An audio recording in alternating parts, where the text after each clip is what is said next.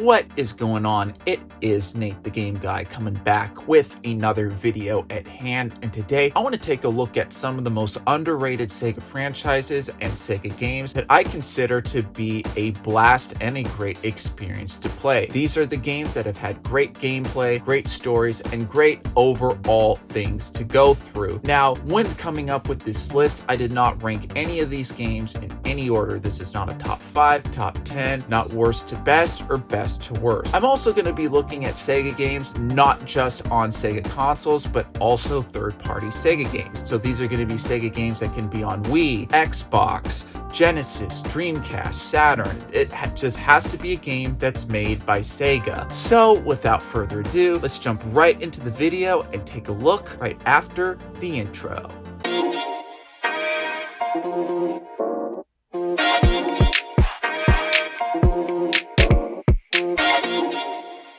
So the first games that I want to talk about on the list are the Virtual On games. The Virtual On games are a ton of fun to play, and I'm very surprised that not many people talk about these games when it comes to overall fun Sega games. These games are essentially arena-style combat with different robots where it's you versus the other player or computer, whatever, and it's 1 versus 1, and you have to win best 2 out of 3, and you get to dash, you have long-range weapons, short-range weapons, and you can boost up into the air. It's a ton of fun. There have been 3 entries that have gone onto home consoles over here in the States, onto the Sega Saturn, the Dreamcast, and the PlayStation 2. If you have not played these games, I would strongly recommend that you do check them out. These games were also brought into arcades with a few entries onto arcades that unfortunately did not make it over here to the States and were Japan-only exclusives. If you ever have the opportunity to check these fun games out, I recommend that you do so, because these are games that I do consider that did fly under the radar quite a bit, and like I said, they are a total blast to play.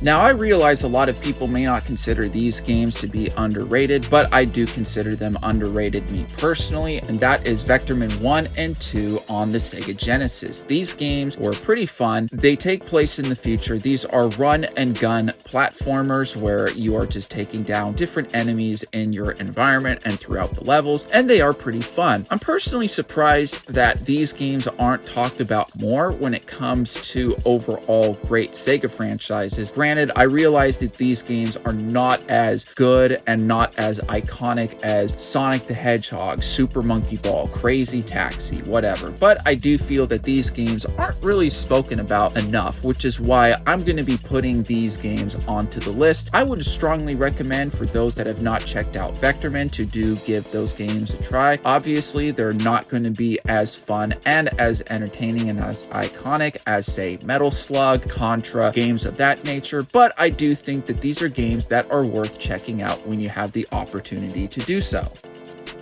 The next Sega series that I want to talk about on this list are the Sega Rally games. The Sega Rally games are arcade-style racers that have the same type of gameplay when it comes to dirt and WRC, but with a little more of some arcade racing elements to them. They're a ton of fun, and there have been plenty of different entries on the Sega Saturn, Sega Dreamcast, 360, and a host of different other consoles. They're a ton of fun, and it is really unfortunate that I feel that these games haven't had the spotlight that they deserve, because like I said, they're a ton of fun, and it is really unfortunate that these games have not had a new entry in quite a while. In fact, this is a series that I did talk about on my one video of racers that desperately need to make a comeback. So if that's a video that you would consider to be interesting to watch, I will go link it somewhere in this video. But like I said, this is a series that is worth checking out, and I would love for the series to make a comeback at some point.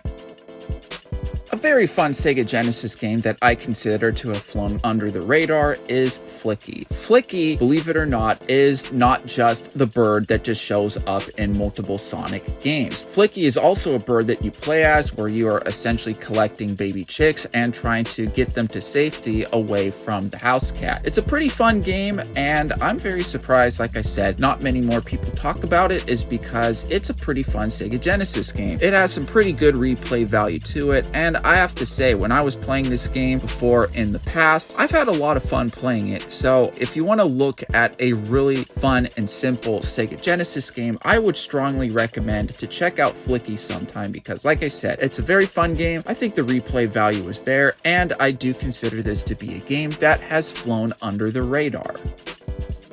Now, this is a series that has been gaining momentum in recent years in terms of popularity, but I do consider the series to still be an overall underrated franchise, and that is the Puyo Puyo series. The Puyo Puyo series is a ton of fun. Essentially what it is you have these different colored little blobs called Puyos, and they can be in green, blue, yellow, red, and purple, and essentially what you're trying to do is create chain reactions of when you collect 4 Puyos connected together. It creates a chain, and then when you try to build up a chain, it will send junk Puyo to the opposing player, and essentially you are trying to make sure that your opponent has too much junk Puyo and they basically take the L. It's a very fun game. I like the characters. I like the overall aspect of it. Thankfully, like I said, this is a series that has been picking up in popularity thanks to the success of Puyo Puyo Tetris, but I do consider this to still be a relatively underrated series, and I think it's a series that more people need to know about. It is a very fun series to play, and I just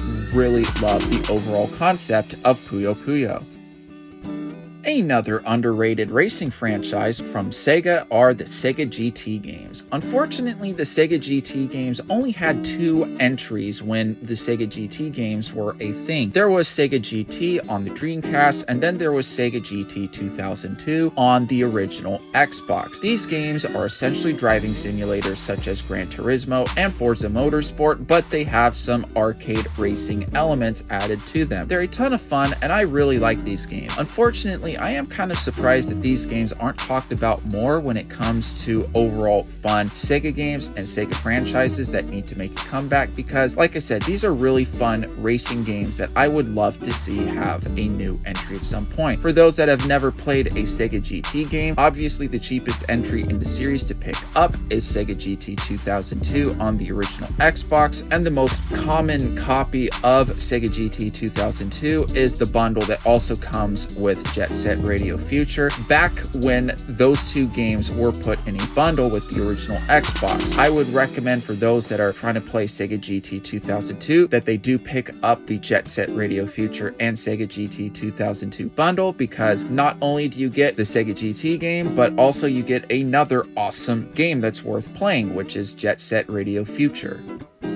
The next underrated title when it comes to Sega games is Mad World. This Wii exclusive was really fun to play back in its day, and a little interesting fact about this game is that it was also developed by Platinum Games, the same studio that's responsible for Bayonetta. There's a lot about this game that I love. The emphasis on splattering red all over the place, the art style, the voice acting. I thought that this game was a very superb Wii exclusive, and unfortunately, I think it is a total shame that there's not very many people that talk about this game, because after all, this is a game that I really do consider to be a hidden gem.